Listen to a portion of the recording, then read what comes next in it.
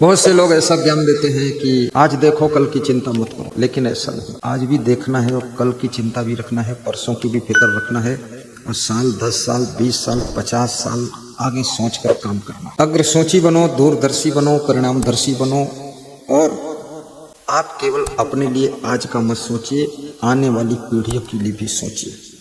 जो आने वाली पीढ़ियां हैं, सड़क को कितना चौड़ा बनाना है ताकि ये सड़क कम से कम 20 साल इसकी चौड़ाई न बढ़ाना पड़े। ऐसे सोचना चाहिए। रेलवे लाइन कितनी पटरियां बिछानी है, कितनी ट्रेनें चलानी है ताकि बार बार चौड़ाई न बढ़ाना पड़े। ये सब दूरदर्शी काम होना चाहिए। और अपने घर में भी दूरदर्शी काम करो। सड़क पर आपका प्लाट है, आप दुकान बना रहे हैं, आप बोलते हैं एक दुकान बना दें, दो बना दें, नहीं, नीचे मंजिल पूरा दुकान ही दुकान बना दो, बीच में गली दे दो, दोनों साइडों से दुकान दे दो, 10-15 दुकान निकाल दो, 1-2 दुकान अपने लिए रखो, बाकी सब किराए से दे दो।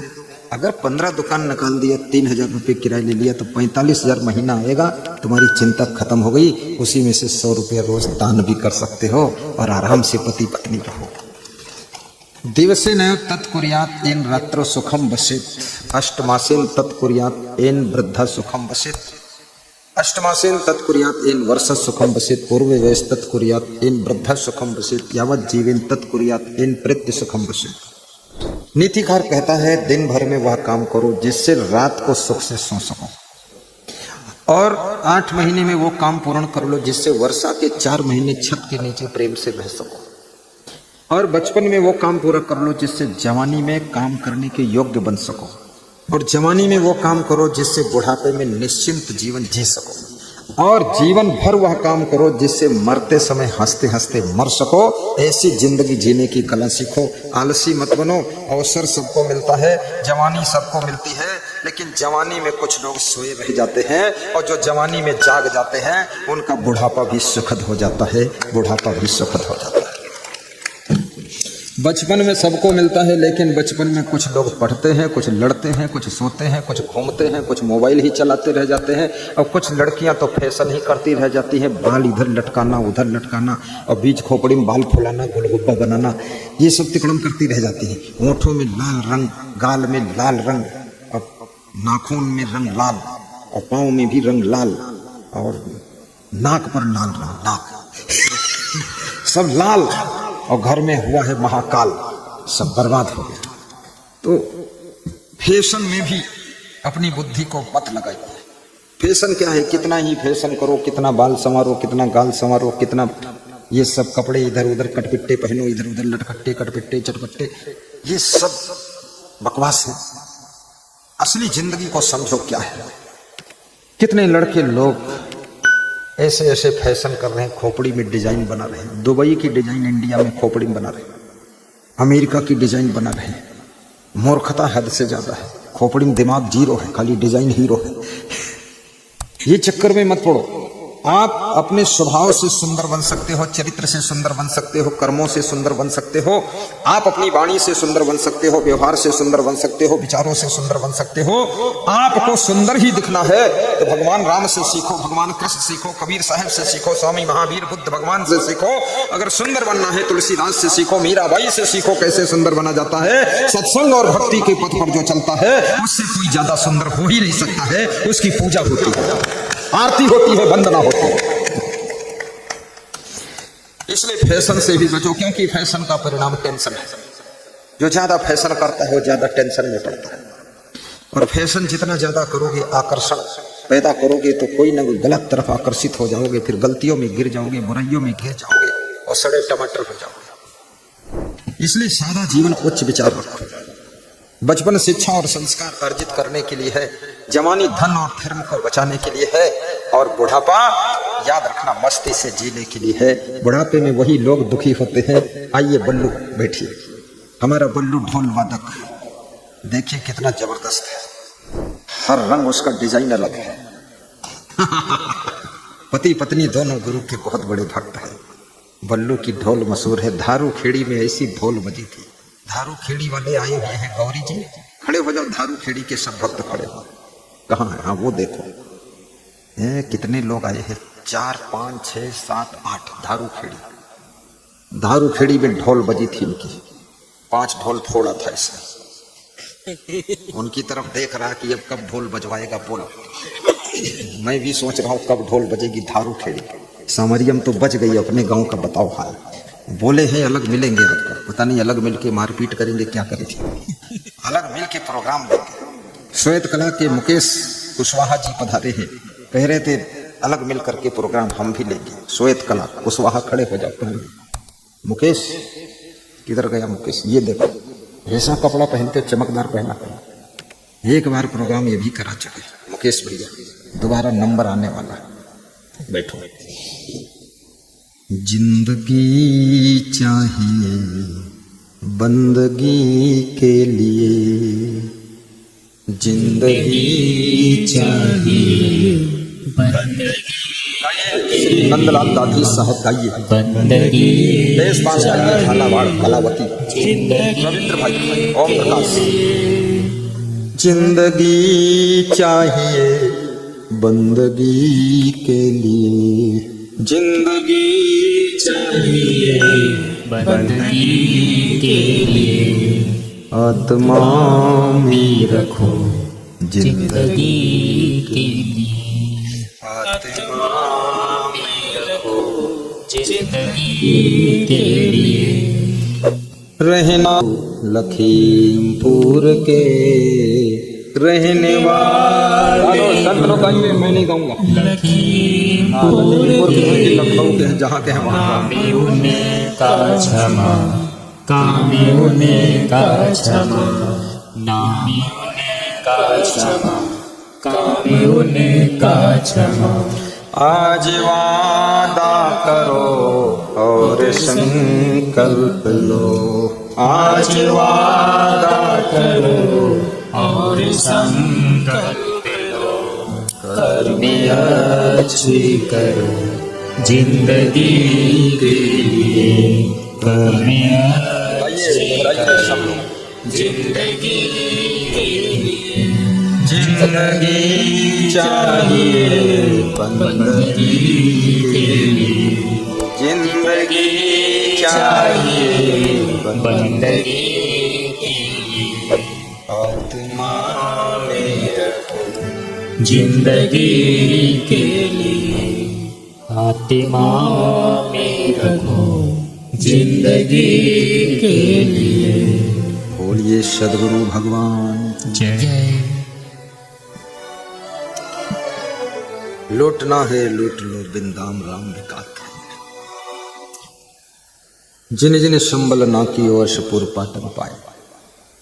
सदगुरु कबीर साहब कहते हैं ऐसे सुंदर मनुष्य जीवन को प्राप्त करने के बाद भी जिन जिन लोगों ने भक्ति नहीं किया, गुरु नाम नहीं सुना, सत्संग नहीं सुना,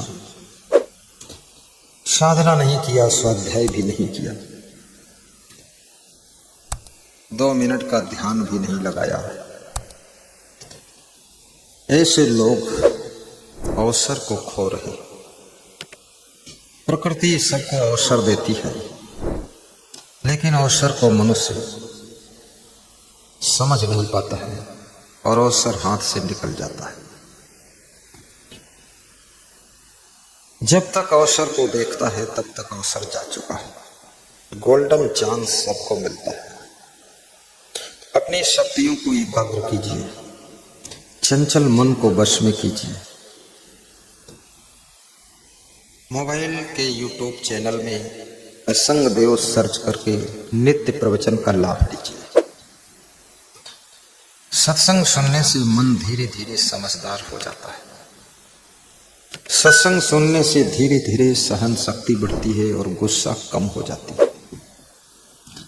आज एक सज्जन मिले थे, कह रहे थे कि आपका सत्संग रोज सुनता हूं, लेकिन पूरा अमल नहीं कर पा रहा हूं। आधा तो आचरण में उतर जाता है, आधा तो ऊपर ऊपर निकल जाता है। नित खरसान लोह घुम छूटे, नित की गोष्ठ माया मोह टूटे। सदगुरु कबीर साहब कहते हैं जैसे खरसान जिस पर लोहे को रखने से, छुआने से जब लोहा उसमें रगड़ता है तो उसमें लोहा में धार बन जाती है, उसको खरसान कहते हैं। और किसी किसी प्रदेश में उसको सान कहते हैं कहते हैं खुरपी, हसिया, तलवार, चाकू के ऊपर सान रखवा लो। सान यानी धार रखवा लो। तो ऐसा लोहा होता है, उसमें जब रगड़ते हैं घूमता है मोटर से, उसमें छुआते हैं तो धार तेज हो जाती है। नित खरसान लोह खुंड छुआ, अगर नित उस पर थोड़ा रगड़ दो तो फिर लोहे में मूर्छा नहीं लगेगा, जंग नहीं लगेगी, साफ रहेगी। लोहे का दुश्मन जंग है, मूर्छा है, वो लोहे को खा जाता है। लकड़ी का दुश्मन दीमक है, लकड़ी को अंदर अंदर खा जाता है। मनुष्य के शरीर का दुश्मन चिंता है, वो धीरे धीरे अंदर से खोखला कर देती है। चिंता ऐसे है जैसे लकड़ी में लगा हुआ दीमक, ये शरीर में दीमक का काम करती है चिंता। जब कोई चिंता अंदर बैठ जाती है, बाहर से देखने में तो शरीर आपका ठीक दिखता है, लेकिन भीतर भीतर चिंता की दीमक तुम्हारे शरीर को बलहीन बना देती है, खोखला कर देती है। अब मरे, अब मरे, अब मरे, कब मरे, जब मरे तब मरे, लेकिन जल्दी मरेंगे। चिंता आपको शीघ्र मृत्यु तक पहुंचा देती है। और मृत्यु जब होती है तो मृत्यु होने के बाद ये शरीर चिता पर पहुंच जाता है। चिंता और चिता एक बिंदु का फर्क है। चिंता जीवित को जलाती है और चिता मुर्दे को जलाती है। और चिंता कोई और नहीं है। हर पत्नी चाहती है मेरे पति की उम्र अधिक हो, इसलिए करवा चौथ में पति के लिए व्रत रहती है स्त्री और पूजा करती है कि पति आयुष्मान हो। लेकिन पति आयुष्मान कैसे होगा? हर पुत्र चाहता हमारे माता पिता की लंबी आयु हो, अधिक समय तक रहे, पर कैसे लंबी आयु होगी? हर पति चाहता जब तक मैं न मरूं तब तक मेरी पत्नी न मरे, उसकी भी उतनी ही लंबी आयु हो जितनी मेरी लंबी आयु हो। मैं मरूं उसके एक दिन बाद भरे मेरी पत्नी मर जाए, पर मैं जब तक न मरूं तब तक वो न मरे, क्योंकि ऐसी पत्नी कहां मिलेगी? वास्तव नहीं मिलेगी। तुम्हारी पत्नी जैसी दुनिया में दूसरी पत्नी ही नहीं है, क्योंकि तुमको प्रेम से खिलाती भी है और गलती करते हो तो डांटती भी है, और थोड़ा घुड़क देती है तो लाइन पर आ जाते हो। ऐसी पत्नी मिली है। साथ नहीं छोड़ना चाहिए, परंतु याद रखना, केवल सोचने से, कहने से, मन में बात रखने से कि पिताजी की उम्र ज्यादा हो, माँ की उम्र ज्यादा हो, पत्नी की उम्र बहुत लंबी हो, पति की उम्र लंबी हो, ऐसे लंबी उम्र नहीं होगी। चाहे जितने करवा चौथ के व्रत रह लो, चाहे छठ का व्रत रह लो, चाहे अट्ठी का व्रत रह लो, चाहे फट्ठी का रह लो, इससे कुछ होने वाला नहीं। होगा तो कहां से होगा? जहां से होगा तहां से होगा। मैं बताता हूं, केवल यहां से होगा, सत्संग से होगा। इससे सबकी उम्र बढ़ सकती है। सत्संग के शब्दों का प्रभाव पड़ना चाहिए। इतना जोर शोर से सत्संग सुनाता हूं, लेकिन तुम्हारी ताली नहीं बजती है कि तुम तादाद से ज्यादा चिंता में अभी भी डूबे हो। हाँ। भीतर से चिंता में तो डूबे हो, लेकिन कम से कम इज्जत बचाने के लिए ताली तो बजा दिया करो, ताकि गुरु न जान पाए। हाँ। बजा के दिखाओ, नहीं हम समझ जाएंगे सब चिंता में।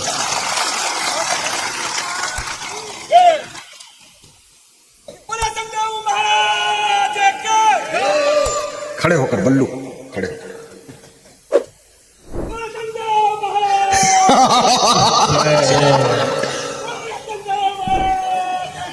जय। बल्लू ने मूछें भी इसी मॉडल की बनाई है, जय वाली।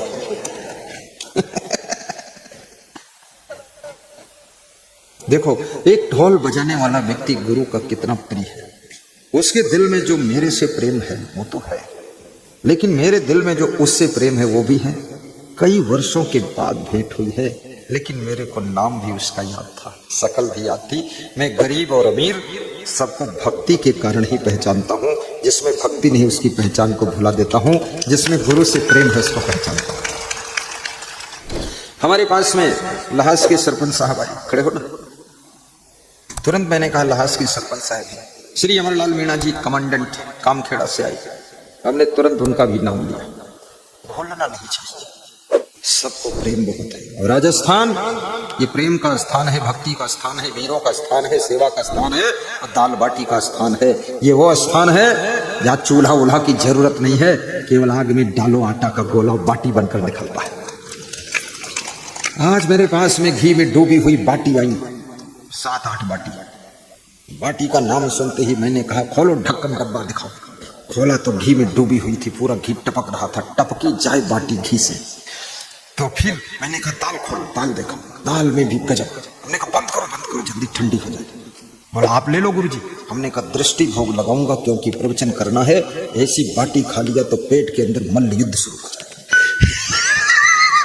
तुरंत ऊपर भेजा संतों के लिए। हमने कहा संतों को बेहोश करो, खिला दो, मुझे प्रवचन देना, बाटी नहीं खाऊंगा, देखूंगा कल।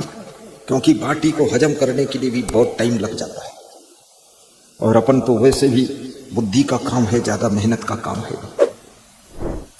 राजस्थान में बाटी की सेवा मशहूर है।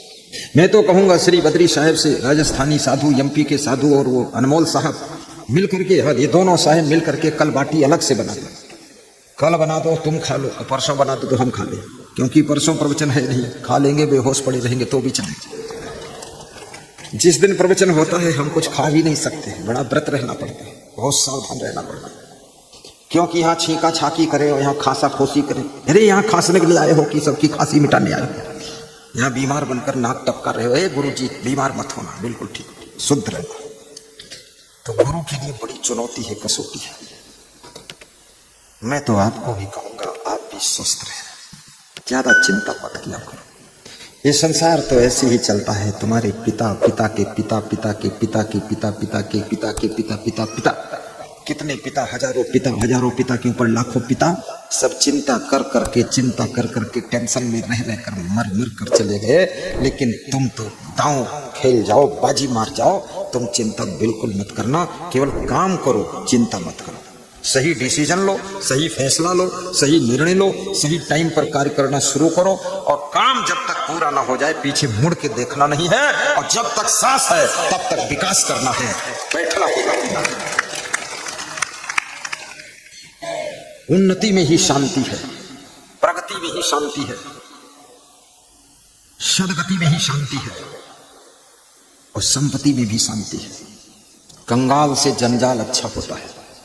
गरीबी की टेंशन एक अलग ही होती है, इसलिए गरीब मत बनना, अमीर बनकर रहो। और शाम को गुरु जी का ध्यान करके सो जाओ। ध्यान बैठ कर मत करना, लेटे लेटे ध्यान करो, और ठंडी में रजाई ओढ़ कर ध्यान करो, और गर्मी में मच्छरदानी लगा के ध्यान करो, पंखा एसी कूलर चलाकर ध्यान करो।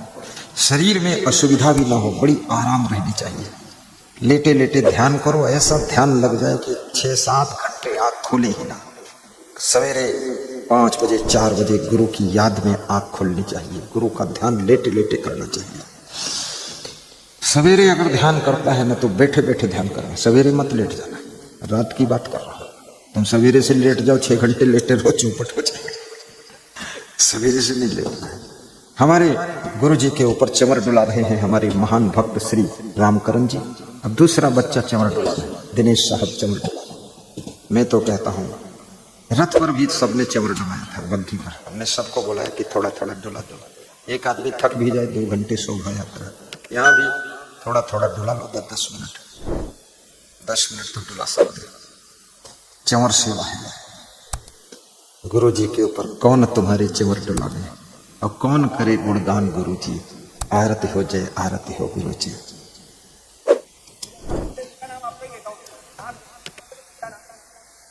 देखो हमारा भक्त बता रहा है, आंख खुलती है तो पहला नाम लेता हूँ, आंख जब बंद होती तब किसका नाम लेता है?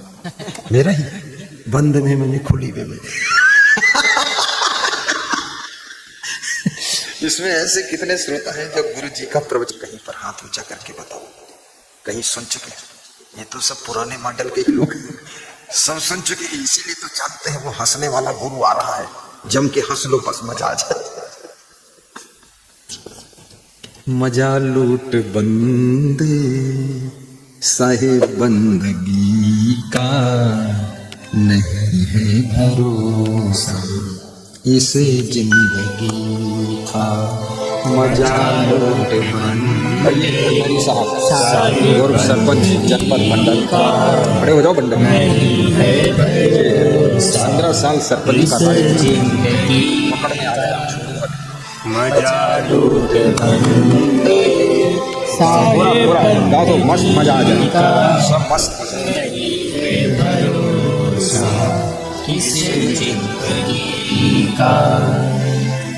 और गाओ, पूरा गाता। निकलता सड़क पर तो फैशन बना कर, अकड़ता है तन को सुंदर सजा कर। निकलता सड़क पर फैशन बना कर, अकड़ता है तन को सुंदर सजा कर। पिटारा किया है भरा गंदगी का, नहीं है भरोसा इसे जिंदगी का। मजा लूट बंदे साहिब बंदगी का, नहीं है भरोसा इसे जिंदगी का। उम्र तेरे पल पल घटी जा रही है, निकट मौत छाने छाने चली आ रही। बहुत सुंदर गाया। उम्र तेरे पल पल घटी जा रही है, निकट मौत छाने छाने चली आ रही है। समझ आ रही है, चली आ रही है। समझ ले तो बंदे इशारा घड़ी का, नहीं है भरोसा इसी जिंदगी का। मचा लूट बंदे गुरु बंदगी का, नहीं है भरोसा इस जिंदगी का। चला करके दिल में दया का फुहारा, दिया दीन दुखियों को जिसने सहारा। दिया दीन दुखियों को, एक एक शब्द पर सहारा, उसी का जीवन में हंसी खुशी का, नहीं है भरोसा। वाह वाह साहब। इस जिंदगी का मजा लूट बंदे सारे बंदगी का, नहीं है भरोसा इस जिंदगी का। नहीं है भरोसा इस जिंदगी का, इस जिंदगी का, इस जिंदगी का। जय। वाह वाह। इस सभा में एक से एक वीर हनुमान है, भाव से भर जाते हैं, भगवान की जय बोल देते हैं, गुरु की जय बोल देते हैं। जिन जिन संबल ना कियो, अशपुर पाटन पाए। कबीर साहब द्रवित हो गए, कहते हैं ऐसा सुंदर मनुष्य का शरीर पाकर। पुर माने नगर होता है, मनुष्य शरीर रूपी नगर को पा गया, शरीर नगर। और पाटन माने बाजार, यानी सत्संग रूपी बाजार पे पहुंच गया, और फिर भी भक्ति नहीं किया, ध्यान से सत्संग नहीं सुना, फिर भी साधना नहीं किया, फिर भी मांस मछली अंडा मुर्गा नशा छोड़ा नहीं, दारू छोड़ी नहीं। ये मनुष्य जीवन दारू पीने के लिए नहीं, ये मनुष्य का शरीर मांस मछली अंडा मुर्गा खाने के लिए नहीं है। ये शरीर शाकाहारी बनकर जीने के लिए है, सादा जीवन उच्च विचार रखने के लिए है, ये जीवन भक्ति करने के लिए है, ये सत्संग में डुबकी लगाने के लिए है, ये मनुष्य का जीवन परोपकार करने के लिए है, गौ सेवा के लिए है, समाज सेवा के लिए है, देश सेवा के लिए है।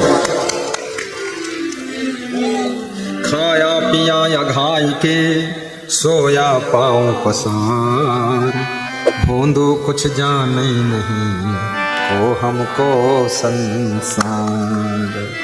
खूब छक कर खाया पिया, दाल मिल गई तो आधी बाल्टी दाल पी लिया, और बाटी मिली तो 10 बाटी आधी बाल्टी दाल में तोड़ के रगड़ के घोंट के खा लिया।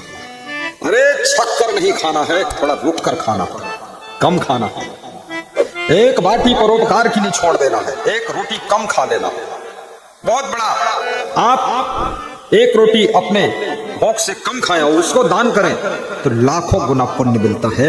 जो अपने भोजन की खुराक से तुम दान देते हो वो बहुत बड़ा दान होता है, बहुत बड़ा दान होता है। राजा वीरभद्र की कथा है। किसी नगर में राजा वीरभद्र नाम के राजा रहते थे। दान पुण्य थोड़ा थोड़ा करते रहते थे। अचानक एक दिन रात में पड़ोस के बलवान राजा ने उनके ऊपर आक्रमण कर दिया।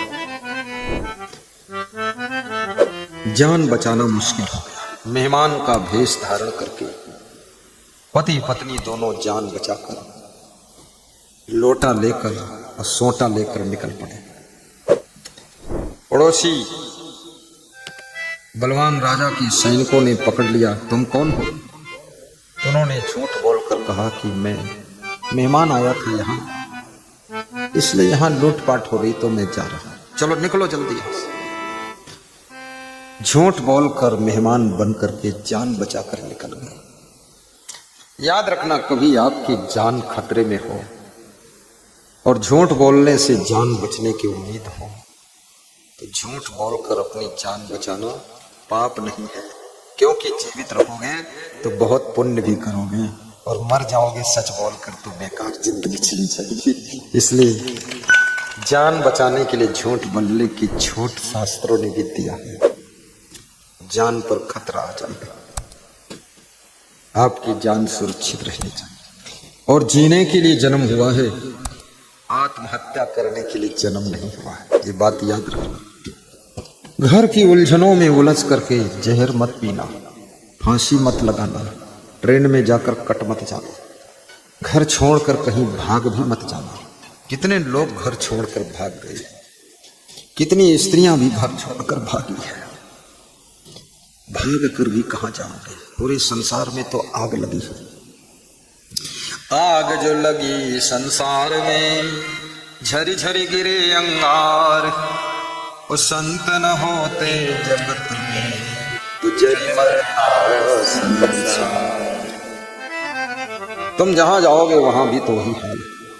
कितने साधु भी गुरु को छोड़कर भाग गए, आश्रम छोड़कर भाग गए, जहां गए वहां खूब कूटे गए, खूब मारे गए, क्योंकि आदत नहीं सुधारोगे और भागोगे तो वहां भी गड़बड़ करोगे तो कूटे जाओगे। गुरु तो क्षमा भी कर देगा और वहां धमी धमा कर देंगे लोग, वहां कौन क्षमा करेगा? गुरु तो भगवान रूप है, तो क्षमा कर देगा, माफ कर देगा। और जहां तुम दूसरी जगह गलतियां करोगे तो वहां धान की तरह कुटाई होगी, गेहूं की तरह पिसाई होगी, बहुत मारे जाओगे। इसलिए बुराइयों से भागो, अवगुणों से भागो, आदतों से भागो, उलझने अपने आप भाग जाएंगी। तुमको उलझनों से भागने की जरूरत नहीं है। अपने भीतर झांक कर देखो, उलझन क्यों हो रही है, उलझन क्यों हो रही है, असमंजस क्यों हो रहा है? तुम्हारे आलस्य के कारण, तुम्हारे दारू पीने की आदत के कारण, तुम्हारी गुस्सा के कारण और तुम्हारे कामचोरी के कारण, तुम्हारी फिजूल खर्ची के कारण ही उलझन पैदा हो रही है। आप अपनी बुराइयों को दूर कर लो, उलझन तो लाखों कोस दूर चली जाएगी। उलझन किसी का पास आती है, उलझन को तुम बुलाते हो तब। आदत सुधारो, आदत जरा सुधार लो, बस हो गया भजन। हाँ ओम प्रकाश, डाल दो दक्षिणा आरती की थाल में। ऐसे गरीब लोग बैठे हैं, 1 रुपया आरती थाल में नहीं डाल पा रहे, हद मार दिया। अरे निकालो जेब से, क्या ऐसे ऐसे करते हैं? हाँ, आरती की थाल सामने आ जाए, बिना दक्षिणा दिए जाने ही मत। तिलक लगाने वाले संत आ जाए, दक्षिणा कदम कदम पर दान। मैं तो जब मंदिर में जाता हूं पुजारी को अलग से दान दिलाता हूं और दान पात्र में अलग से डालता हूं। और ये साधु लोग आते ना, इनको भी दान देता हूं। इनको आयोजक देगा वो तो देगा ही, मैं भी कुछ दूंगा। तुम बैठे रहना, उठना ही नहीं, जब तक दो ना तब तक हिलना मत। लेकिन आज दूंगा नहीं, कल दूंगा, इसलिए आज चले जाना, नहाना जा, दान देना चाहिए। यही तो पुण्य है, यही तो अवसर है। तो क्या गा रहा था मैं अभी? कौन सी थी चौपाई? आदत बुरी सुधार लो। हाँ, बहुत बढ़िया, याद रखा तुमने, नहीं भूल जाते। गा दो संत लोग इसको, जरा गाइए। मन की तरंग मारी लो, बहुत अच्छा बस है। हो गया भजन। मन की तरंग मारी लो, बस हो गया भजन। आदत जरा सुधार लो, आदत जरा सुधार लो, बस हो गया भजन। मन की तरंग मारी लो, बस हो गया भजन। आए हो तुम कहाँ से और जाओगे कहाँ? आए हो तुम कहाँ से और जाओगे कहाँ? इतना तो दिल विचार लो, इतना तो दिल विचार लो, बस हो गया भजन। मन की तरंग मार लो, बस हो गया भजन। आदत जरा सुधार लो, बस हो गया भजन। बस बस। उलझने अपने आप नहीं आती, आपकी भूल से उलझनों का जन्म होता है। जब आपके अंदर सहनशीलता की कमी होती है तो आपका पूरा सिस्टम डगमगाने लग जाता है। जब आपके अंदर तादाद से ज्यादा कामनाएं समुद्र की लहरों की तरह उफान भरती है तो आपका मन उलझनों का केंद्र बन जाता है। निष्काम होकर के कर्म कीजिए, सास ससुर की सेवा भी निष्काम होकर कीजिए। जब निष्काम होकर के तुम सेवा करते हो, अपने माता पिता की सेवा, गौ सेवा, मंदिर की सेवा, आश्रम की सेवा, गुरु की सेवा, संत की सेवा, बच्चों की सेवा, परिवार की सेवा, कुटुंब की सेवा, ग्राम की सेवा, देश की सेवा, निष्काम हो करके जब करते हो तो मन को बेहद प्रसन्नता की प्राप्ति होती है। निष्काम भाव से किया हुआ कर्म भी आपको 1000 गुना ज्यादा फल देता है। इसलिए याद रखना, सकाम कर्म चिंता और टेंशन देता है, निष्काम कर्म प्रसन्नता और आनंद देता है और फल भी देता है। गौ सेवा भी करो निष्काम भाव से। और कभी कभी ऐसा होगा कि तुम माता पिता की सेवा करोगे लेकिन फल किसी दूसरे के माध्यम से मिलेगा। कभी कभी ऐसा होगा कि नाना नानी की सेवा करोगे लेकिन फल कोई दूसरा दे जाएगा। और कभी कभी ऐसा होगा कि आप ग्राम की सेवा करोगे और फल पूरे जिले से तुम्हारे पास में दौड़ कर आएगा। उन्नति का साधन सेवा है, जिससे ही आत्म शुद्ध होती है।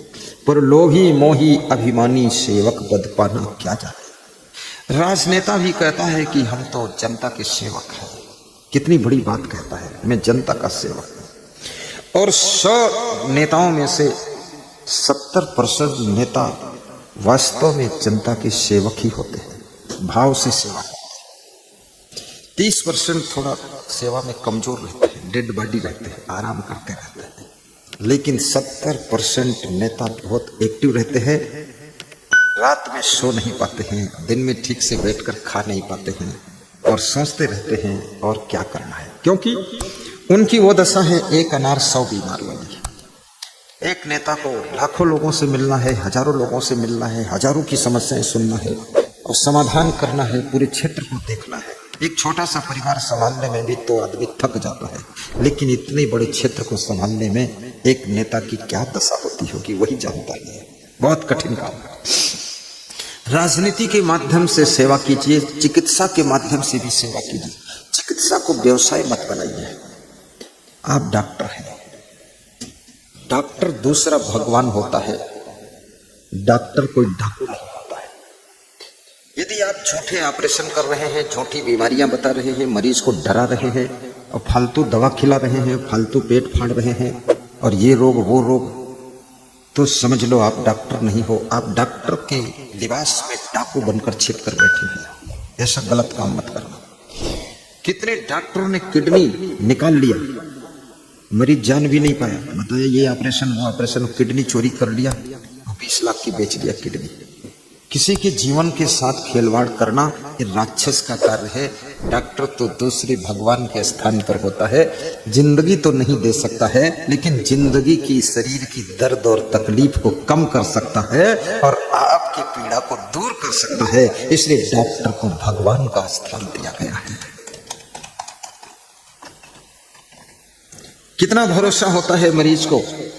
डॉक्टर कहता है बेहोश करना पड़ेगा, मरीज कहता बेहोश कर दो डॉक्टर साहब। मरीज इसलिए बेहोश होना चाहता है ताकि हमको जिंदगी जीने का और सौभाग्य मिले।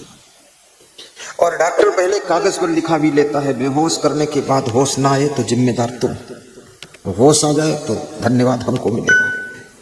वो सब लिखा पढ़ी पहले ही हो जाती है और तुम खुशी खुशी बेहोश हो जाते हो। डॉक्टर थिएटर में ले जाता है, ऑपरेशन थिएटर में ले जाता है। तुम्हें कितना भरोसा है, परिवार वालों को भरोसा है, विश्वास है कि अरे मेरे पिताजी का ऑपरेशन ठीक करेंगे डॉक्टर साहब। घर के लोग, कुटुंबी लोग, पत्नी पति सब बाहर बैठे हुए हैं, बच्चे बाहर बैठे हुए हैं, अंदर केवल डॉक्टर है और तुम्हारा मरीज है। अब डॉक्टर कितना पेट फाड़ता कि पीठ फाड़ता कि टांग फाड़ता कि क्या करता है, तुम भरोसे पर अपने प्रिय जन को, अपने कुटुंबी जन को डॉक्टर के हाथों में ऑपरेशन थिएटर में सौंप देते हो। खोपड़ी का ऑपरेशन करना, और डॉक्टरों में भी 90% डॉक्टर सच्चे होते हैं, भगवान का रूप होते हैं। वह ये लफंगई वाला काम नहीं करते हैं। 10% तुच्छे होते हैं और 90% अच्छे और सच्चे होते हैं और वे दिल से सेवा करते हैं। पैसे भी अपने कभी कभी लगा देते हैं। ऐसे ऐसे डॉक्टरों की श्रेणी में बहुत सारे डॉक्टर हैं। इसलिए डॉक्टरों को भी व्यास गादी आशीर्वाद दे रही है, झूठे ऑपरेशन कभी मत करो। पीजीआई कॉलेज सबसे बड़ा हॉस्पिटल उत्तर प्रदेश का, भारत देश का है। पीजीआई लखनऊ में। मैं वहां गया, एक बहुत बड़े डॉक्टर से मिला तो डॉक्टर, मेरे को समय कम था फिर भी वो 45-50 मिनट मेरे पास बैठा रहा, बातें करता रहा और खूब बोलता रहा, हंसता रहा। फिर मेरे से बोला, गुरुजी अब तो जाओ, कोई दवा ववा की जरूरत ही नहीं, सब ठीक है। तो हमने कहा, बोले दवा से ठीक होगी ही नहीं, आप तो अपनी तपस्या से सब ठीक है, जाओ निकलो। तो हमने कहा क्या बात? तो बोले बात कुछ नहीं है, आप गुरुजी हैं इसलिए सच्ची बात बता रहे। बोले दवा खा के और ज्यादा बीमार हो जाओ, आप जाओ रोटी दाल खाओ जाओ। उसने बताया सोयाबीन खाइए, सोयाबीन। तो मैंने कहा सोयाबीन के लिए तो मुझे राजस्थान जाना पड़ेगा, वहां सोयाबीन मिलेगी। मैं यहाँ प्रवचन करने थोड़े आया हूँ, यहाँ समरिया में सोयाबीन खाने आया। सोयाबीन बहुत फायदा करती है सोयाबीन, लेकिन कच्ची मत खा लेना, आटे फट जाए, पका के खाना है सोयाबीन। सोयाबीन खा करके सोने का मन भी होता है, नींद आ जाती है, आदमी सो जाता है। सोयाबीन कोई भोजन है उसको प्रेम से खाओ, गुस्सा में मत खाओ, नाराजी में मत खाओ, लालच में मत खाओ, ज्यादा मत खाओ, चबा चबा खाओ, जल्दी जल्दी मत खाओ, अल्लम जल्लम मत खाओ, भोजन अमृत हो जाएगा। भोजन से ही शरीर डिस्टर्ब होता है, इस बात का ध्यान रखो। टाइम पर भी खा लो, कभी दोपहर में खा रहे हो, कभी शाम खा रहे हो, कभी आधी रात खा रहे हो, कभी सुबह खा रहे हो और कभी नहीं खा रहे हो, कभी भूखे घूम रहे हो, कभी ये कर रहे हो, ऐसे नहीं, थोड़ा सा खा लीजिए, थोड़ा सा। आज मेरे पास में तिल की पापड़ी लेकर के आए संत जन, तो मैं थोड़ा खाया, फिर सब दे दिया। हमने कहा सब संतों को थोड़ा थोड़ा दे दो। सर्दियों में तिल के लड्डू और तिल की पापड़ी आप लोगों को भी खाना चाहिए, लेकिन याद रखना बहुत ज्यादा नहीं, एक लड्डू और छोटी सी पापड़ी। अब ऐसा नहीं गुरुजी ने कह दिया तिल की पापड़ी खाना चाहिए और तिल के लड्डू खाना चाहिए, तो कल से जाकर तिल के लड्डू पर टूट करो तो कुछ और गड़बड़ हो जाएगी। थोड़ा ही खाना है, सर्दियों भर खाना है। और हमारे संतों के लिए कल सभी भक्त लोग तिल के लड्डू या तिल की पापड़ी ला सकते हैं, क्योंकि हमारे साथ मंडली बहुत बड़ी है, तो इनको सबको मैं दे दूंगा 20-20 लड्डू, एक एक लड्डू रोज खाते रहेंगे। सबका लड्डू का ही भंडारा हो रहा है, अपने अपने साथ लेकर आना लड्डू। वो बूंदी वाला लड्डू मत लाना, नुक्ती वाला लड्डू मत लाना, तिल वाला लड्डू। जानते हो कि नहीं जानते हो? तिल का लड्डू भेंट करना है कल गुरु को, चुनौती है, आमंत्रण है, तिल लड्डू। और एक लड्डू तुम भी खा लेना, लेकिन उसमें जूठा मत करना है।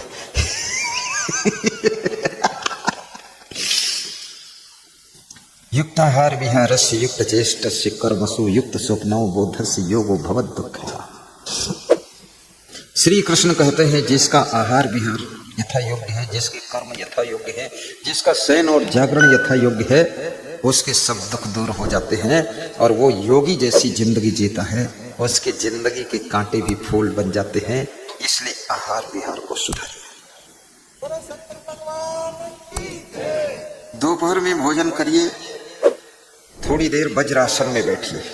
शाम को भोजन करिए, 10 मिनट पैदल थोड़ा टहल लीजिए। भोजन करने के आधा घंटे के बाद गरम गरम पानी पी लीजिए, कम से कम 1 लीटर घोंट घोंट कर सीप कर पीजिए। देखिए सारा भोजन चूरन जैसा हजम हो जाएगा। गरम गरम पानी, उसके बाद नॉर्मल पानी पियो, कभी गरम पियो ही मत, क्योंकि भोजन गरम, पानी गरम, अंदर जठराग्नि गरम, गरम में गरम, सब गर्मा गर्म सब हजम हो जाएगा। ये पूरा फार्मूला बता दिया। और 24 घंटे में 2-4 बार हंस भी दिया करो, थोड़ा जोर से हंस दिया करो। आंतें हिल जानी चाहिए, शरीर हिल जाना चाहिए, आंखों में आंसू भर जाना चाहिए, और इतना जोर से हंस दीजिए। हंसोगे तो भी मरोगे और नहीं हंसोगे तो भी मरोगे, इसलिए हंस कर मरो तो धन्यवाद। घर जैसा है वैसा है, व्यवस्था जैसी है वैसी है। हंसकर जियोगे तो भी वैसी है, रोकर जियोगे तो भी वैसी है, चिंता करके जियोगे तो भी वैसी है, दुखी होकर जियोगे तो भी वैसी है। इसलिए हंस करके जियो, जैसी है तैसी है वैसी है, कैसी है जैसी है तैसी है और कैसी है। इसलिए हंस करके जिंदगी जीने का संकल्प लीजिए। हंसते रहो, ये जिंदगी बेकार है।